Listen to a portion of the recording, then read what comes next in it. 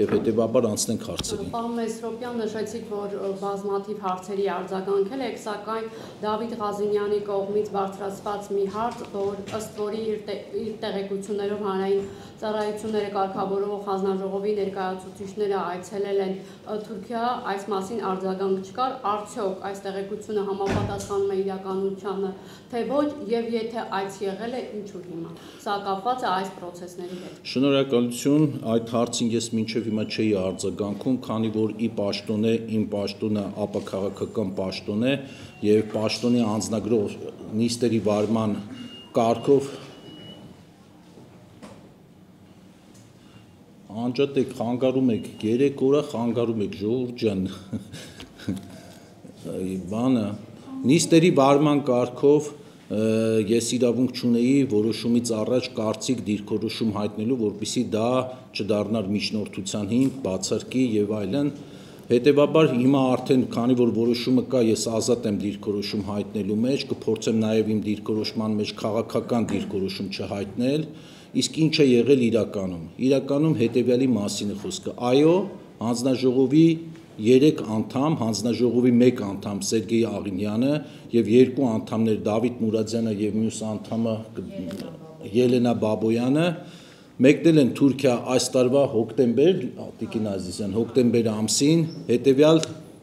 օրակարգով եւ հետեւյալ թեմայով։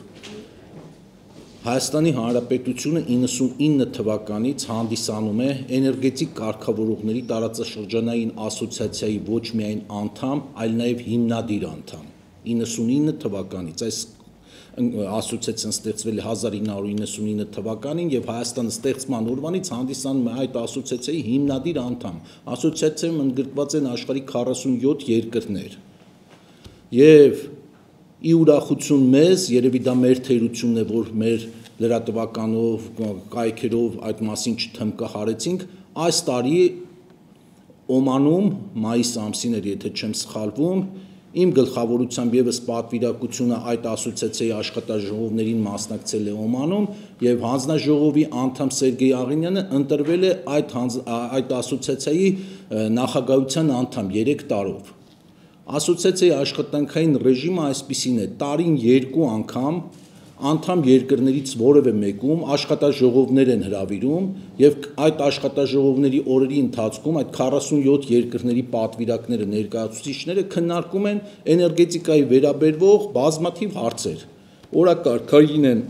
մեր այս ժամանակաշրջանում հատկապես վերականգնող արևային էներգետիկայի հետ արկա խնդիրները, որոնք ոչ միայն մենք ունենք մեր երկրում, իմիջիայլոց այդպիսի խնդիրներ ունեն գրեթե բոլոր երկրները, որոնք որ սկսել են արևային էներգետիկա ներդնել իրենց երկրում եւ հետեւաբար տարատեսակ խնդիրների կամ նոր հանգամանքների առաջ են կանգնում։ Ինչպես նաեւ շուկայի ազատականացման վերաբերյալ օրակարգային խնդիրներ ունենք, հիմնականում վերջի այցելության ժամանակ Թուրքիայում այս խնդիրներն են շոշափվել եւ հետեւաբար խոսել այդ մասին, իլուր աշխարհի հայտարարել ազգաբնակչությանը, որ այ տեսեք, ինչպես ձեր նշված անձնավորություններ իր խոսքում նշել, ես